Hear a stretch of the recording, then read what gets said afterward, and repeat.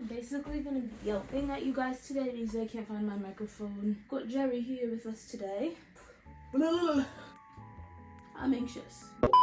So my art used to look like this, and now it looks like this. So let's talk about it. Okay, hello everyone. My name is Mai.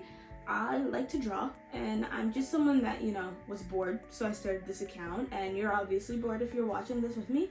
So get comfy, get your snacks, and chill, because we're just going to talk about some stuff that isn't necessarily like super serious, but I think it's important. I learn a lot of things every single day, and I spend a lot of my time trying to learn and grow. Because of the situations or the experiences I've had, I think it's important for me to talk about it, because if I can make one person feel a lot less alone, then I'm more than happy with what I've done. We're going to be talking about why I took a break from social media, how my art has changed, and just really how I'm getting my life together. I first went viral a while ago. I think it was in like 2021, because I posted a really cringy video about how my art in middle school was really sad. When I went viral, I kind of just ran with it, and I did the exact opposite of what I should have done with my creative process with my art. I gave it a huge label, and I created this impossible standard for myself. And because I was working every day to achieve such impossible things, eventually my love for art dwindled, and after a while I quit. Saying that is kind of weird, because quitting was probably the best thing that I could have done for myself. So after I went viral, I started relying subconsciously on likes and stuff. And I think that's why a lot of my content moved from me actually posting my art to me talking about making art, or me making jokes about making art, because my art wasn't really what went viral. It was not the things that were drawing people to my page. It was, the jokes I made and the relatable content that I made. And I think that's where the problem came, because I had all these mutuals who are all so great at art. And as much as I made posts saying that comparison is the thief of joy, I let comparison steal my joy. And I just kept trying to draw things and get to these standards that I wouldn't hold anybody else to. And it kind of just ate my love for art. I was using references, and I'm not gonna lie, looking back, my art was not nearly as bad as I thought it was. I don't think there's any such thing as bad art. I think that art can reflect the way you are or how you act in periods of your life. And I think that's what was happening for me. I don't even know how to talk about it, because this is really personal. This year I've gone through a series of changes, and although those changes were hard, and although I can't say that I'm not struggling, I do think that the uncomfortableness or the struggle or the pain and the challenges that I'm facing now are kind of molding me into a better person. I want to be someone who's patient, and I want to be someone who's understanding, and I just want to be someone that people can rely on. And I've prayed a lot about, having those fruits, showing those fruits, and being more like Christ in everything I do.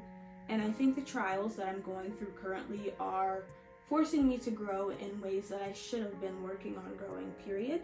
So eventually I want to get to the point where my life doesn't have to be upside down for me to be a better person. So before, my art was really just based off of references. For a very long time, I have been mirroring people. I haven't been true to who I really am. I considered myself to be a mirror. So whenever I spoke to someone, if they liked me, it wasn't necessarily because they were talking to me. It was really just because they were talking to themselves, because I would act the way I expected people wanted me to act. And it worked well. It got me friends, but it left me at the end of the day just feeling this incredible emptiness. I felt like something was rotten inside of me for a long time. I didn't talk about my feelings, and I didn't talk about my worries, and I didn't talk about things that hurt me, and I just gaslit myself. And I made, like I said, an incredibly impossible standard for myself to be this person that just doesn't and cannot exist. That was represented in my art. I stopped drawing from my heart, and I only started creating things that I thought the algorithm would want. I put on this mask, and I became this person who does not even reflect what I am like in real life. I did it all while benefiting off of the idea that I was being vulnerable or relatable or actually truthful about my experience. There are some truths, there are a lot of truths to the stuff I posted, but at the end of the day, I didn't have everything figured out, and nobody ever has anything figured out. But still, even though the stuff that I look back on, it was encouraging, and it was kind, and it fostered an environment where everybody was welcome. Although everyone was welcome, I did not welcome myself. I don't think that was fair to me, and I don't think that was fair to you guys, because you guys didn't get to see who I really am. I'm learning more about who I really am now. But yeah, how does this connect to my art? I got like really off topic. Before, I really only drew based off of references because I thought that's what the algorithm wanted. I just didn't draw from the heart, and now I draw from the heart. But in order to do that, I had to quit first. I didn't like officially quit. I didn't like look in the mirror and say, okay, I'm done with art. I kind of had a period of like reflection, and it made me realize that if I want to live a better life, or if I want to be me, or if I want to grow in any facet of my creativity, I have to quit being the person that everybody wants, or I have to quit being the person that's perfect for everyone, embrace every single one of my imperfections, and just be who I am. And that was hard, because when you're consistently trying to be, ooh, my hair looks nice. When you're consistently trying to be what everybody else wants you to be, the empty feeling that I got at the end of the night wasn't necessarily because I wasn't myself, it was because I grew to hate myself. And that is a hard thing to talk about. It's a hard topic. I don't know if any of this is coherent or if it's making sense. Hopefully, as I'm editing, I can string this together in like a better way. But I just really want to like be transparent about how life is not easy. The grass is never greener on the other side. It took me a while to realize that it's okay to be who I am. I want to share that with other people as well. So I heard this quote once saying that art should comfort the disturbed and disturb the comforted. And it made me realize that my art was not doing any of that. It was simply just drawing characters on a page. It was simply imitation. It was not creation. And if you're someone that draws characters and that's all you do, that's okay. For me, it wasn't letting me it wasn't an outlet for me. And it got so strict. I got so strict with myself to the point where if it didn't look exactly like the picture, that's it. I was done. Now I'm realizing that nothing is perfect, and even though my art may not seem as precise and as skilled and as well thought out as it did in the past, I know that my art currently expresses my raw emotion. In my opinion, raw emotion is evidence that I'm alive. And any evidence that you are alive is proof that you are worth something and that your life is valued.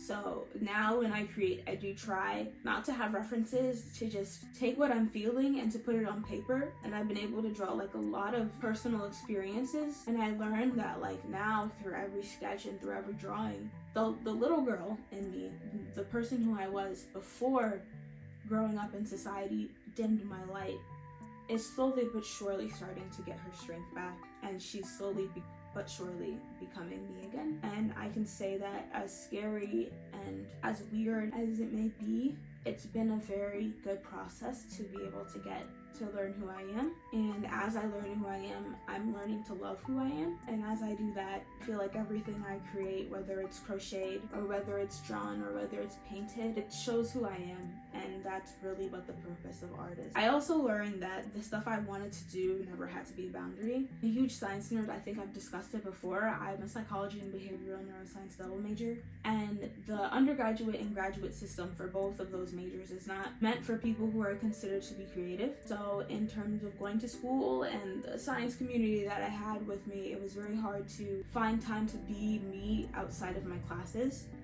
And I think that's also what made me realize that if I can't function outside of a lab, I'm not a human being. And being a human being is just existing.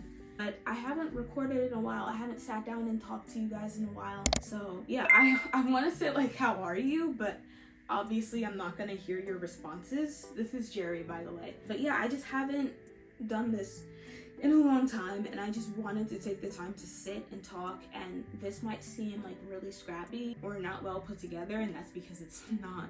I don't know, maybe I'll make a bigger video talking about this and my journey to being at least okay, and how it's changed my life. But yeah, this is what I'm gonna start with. I love you guys.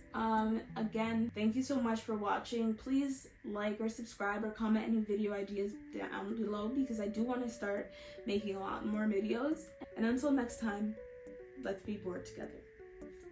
Bye!